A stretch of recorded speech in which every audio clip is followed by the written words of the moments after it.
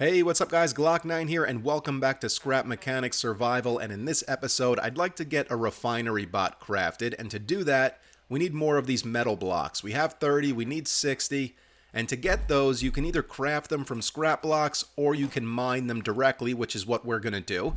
Now, we're not exactly where we left off in the last episode. You can see I got a better engine on the car. All the wheels are upgraded. I have a drill now, which I am installing on the vehicle. We have to put a bearing first, so the drill will spin. And then we just need to connect the engine to the drill, and that's it. And I don't think it matters which way the drill turns. I think it'll do its job either way. So as the engine runs, the drill will turn, and then we just ram that thing into some stone blocks, and we can harvest stone and metal that way. But before we do that, let's work on the farm. I want to expand on this because I did manage to round up some soil. So let's take down these walls, put in more soil plots, build the walls back up, and then plant some crops and hopefully trigger a horde for tonight.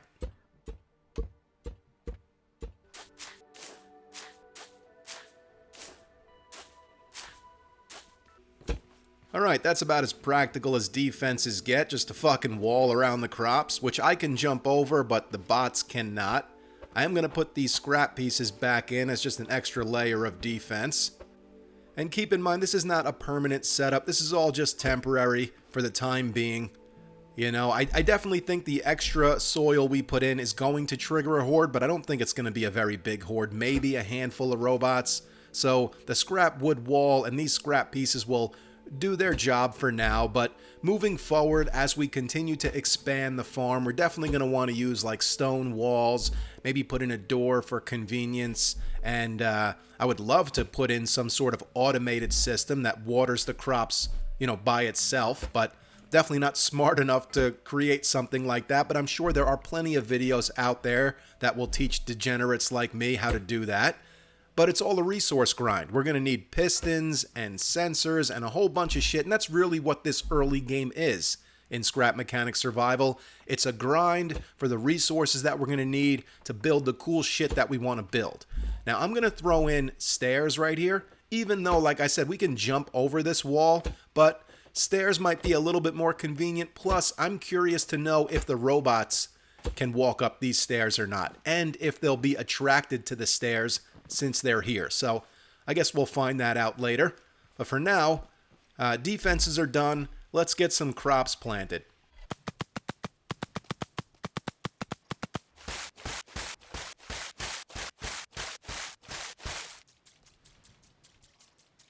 Okay, now the fertilizer is not necessary, but if you have it, you might as well use it. And as you can see, we did trigger a horde for tonight. It shows up in about 14 hours, so we got some time to kill. Let's go find some rocks to mine for the stone and metal. Now this car is way faster than it was with the upgraded wheels and of course the upgraded engine, so here soon we're going to have to rebuild this thing from the ground up because it's made of scrap wood blocks, which are shit. So I'd like to make it out of mostly wood, but also add in some metal or stone trim to give it some weight so we're not flipping over when we make a turn at speed. And I also want to get some suspension crafted for this vehicle as well. And then in the next episode, when we go to the packing plant, we're going to either need to do two things. Make a whole new vehicle just for the packing plant, which is going to require a lot of resources. Or we can just modify this vehicle. Maybe make a trailer for it. Because when you go to the packing plant and you pack up these vegetables and fruits, the packages you get are fairly large. So we're going to need, like I said, a big trailer, something to carry all of these packages to the trader. Now here's the stone you can mine. You can't just mine any stone. It's got to be this blocky looking type of stone. And you just keep hitting it with the drill until it breaks into smaller and smaller pieces, and then eventually you'll get those bars that can be refined. And it's not so easy with one drill. Eventually, once we can craft 2, 3, even 4 drills, we can build a much better setup than this to make this whole extravaganza a lot easier. But as you can see, we already got one piece of stone that can be refined, 2 pieces actually. And we'll just work at this for a little bit until we have a decent amount. There we go, there's a couple of pieces of metal right there. You can tell the difference just by looking at it. The metal has more of a shine to it. You know, we have these small stones all over the ground here, and I'm thinking it might be easier to turn those into refinable bars if we change up this drill a little bit. I'm thinking maybe have it pointing down towards the ground like a lawnmower, and then we can just kind of run over those small stones.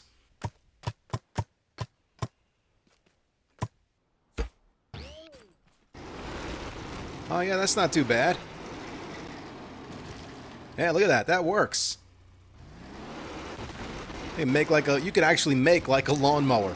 Put a bunch of these like underneath the vehicle and then just run over all the stone. Could work. I mean, that's the best part about this game, in my opinion, is just experimenting with different types of builds and seeing what works and what doesn't work. It really is a game for engineers, but you don't have to be an engineer to play it. I'm not a fucking engineer. I'm an idiot from New Jersey. But I still have a lot of fun with it, and I've built some pretty cool stuff in creative. Creative really is where this game shines. And you really need to play it with friends. You know, because it does get kind of lonely and boring, especially here in survival when there's a lot of grinding for resources involved here. And if you're doing it all alone, it can get a bit tiresome. And I don't know if I've mentioned this yet in any of these videos, but this game is co-op, so you can, of course, play it with friends, either in creative or survival mode.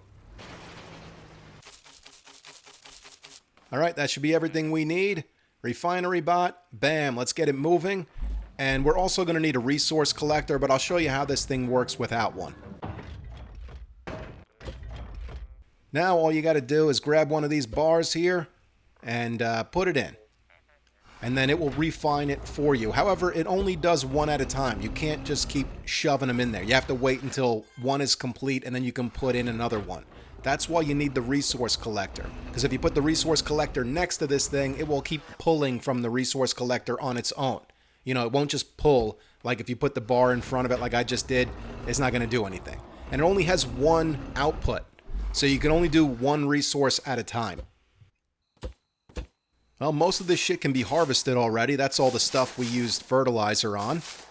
Might as well do it. I don't know if that's going to affect the horde size in any way, but we can go ahead and replant. Alright, here we go. Got a guy coming from the right side, from the left side, and from the front here. Okay. 3 so far is all I see. I wonder if they're more interested in me or the crops. Like if I'm standing out here, they'll come for me, right? Looks like they will. I was wondering if they would ignore me and just continue to go right for the crops. Is that it? That can't be it, right? 3 of those little guys? What kind of shit horde was that? I mean, you know, coming from 7 Days to Die, I'm used to having an actual fight. Alright, well, I guess my farm is just not big enough to warrant a good-sized horde. I know it has to do with the crops you plant, too. Once you can get crops like oranges and bananas, I think. I don't know, there's more exotic fruits and vegetables that will attract larger hordes versus like the standard shit that I'm planting, carrots, beets, and tomatoes. But even still, I was expecting more than just 3 of those little robot guys. Alright, let's get a resource collector crafted. We're going to need at least one of these if we really want to get some work done. And we should be able to just throw this on the back of our vehicle, and then we can go out mining, fill the collector up with all of the resources we gather, bring it back here, put it next to the refinery bot, and let it go to work. There you go. Let's just center that thing. Perfect. Our farm did trigger another horde for tonight, so we'll make sure we're back there in time to defend it. And look at this guy chasing us down the road. That's a good thumbnail right there. Alright, time to murder this guy. Hey, fuck off, buddy. As you can see, I've killed a few of these guys already. I've got their scrap legs in the back of the resource collector. We'll add another one to the mix.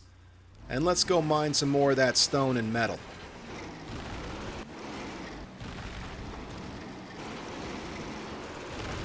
This one drill setup really does suck. We need to get another one of those crafted. Anyway, let me just show you how this works. Basically, you just pick the collector off of the back of your vehicle, throw it right next to the refinery bot, and it will just start pulling the resources out of it and refining it. Now, it'll only do one resource at a time, and like I showed you earlier, it only has one output slot. So once it's done refining the scrap legs, we're going to have to pull the scrap blocks out of there, and then it will start refining the rest of the stuff. Man, this thing is way faster than it used to be. And I don't even have the engine turned up halfway. Oh, shit. Oh, a little roll right there. And that's why it needs to weigh more. That's our problem right now. It's made out of scrap wood. Everything that is scrap wood should probably be metal. You know, start with a metal frame or a metal base, and then on that we can build with wood. That should give us much more stability. Plus, suspension will help too. So this is the packing plant down the road. Here we can pack tomatoes, beets, broccoli, and carrots. We haven't found broccoli seeds yet, but we can certainly pack up our tomatoes, beets, and carrots here. Now we just need to locate the trader, so let's continue on down this road and see what we can find. Oh, catching a little air right there.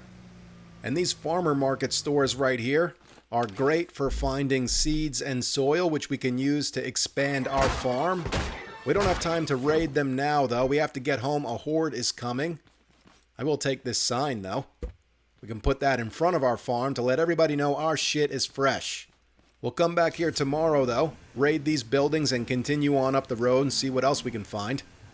Alright, 3 hours until the horde shows up, or until the 3 robots show up. But even if it is just those 3 robots again, we have to be here to defend the farm, because they'll just keep attacking the shit until they've destroyed it all.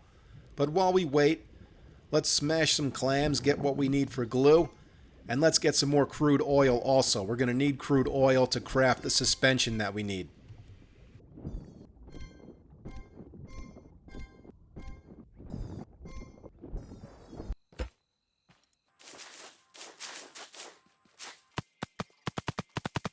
Alright, here we go.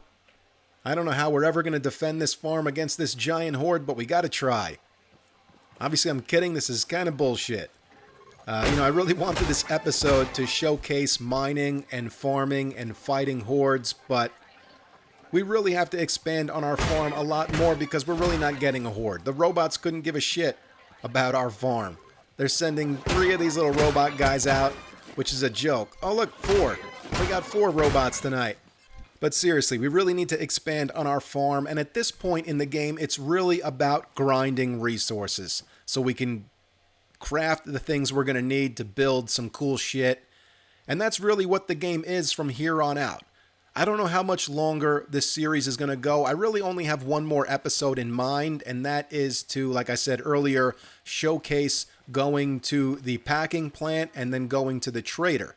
And there's a lot more in the game as well. There's a key card we have to find. There's a warehouse we can go explore. So that could be an episode, but I don't know if that'll happen anytime soon. The next episode will happen soon, and that's going to be the packing plant and the trader. But after that, Grounded comes out in less than a week on the 28th. And I really want to focus on that game and 7 Days to Die. But I still may mix in some scrap mechanic here and there, because I am going to continue to play this save and build some stuff and check shit out. See, we need to build this vacuum pump before we can even go to the packing plant. So anyway, guys, I'm going to grind away here and get the stuff we need together for the packing plant and the trader, and that will be the next episode. But after that, like I said, I don't know how often I'll continue to post this series. I do appreciate the support on this series. I know not a lot of people are into it, but to the ones that are and are here now, thank you so much. And to those on console wishing they could play this game, there is hope for you guys. The developers did say that once survival mode hits, they're going to start looking into console. Now, this survival mode came out about 2 months ago, so we should be hearing something soon regarding scrap mechanic on console. So anyway, guys, that's going to be it for this episode. I hope you enjoyed it, and I hope you're enjoying this series so far. Thank you so much for all the support. It really does mean a lot. You guys can follow me on Twitter or Instagram. It's at Glock9Gamer. I follow all gamers back. Stick around for more scrap mechanic, and I will catch you guys in the next episode.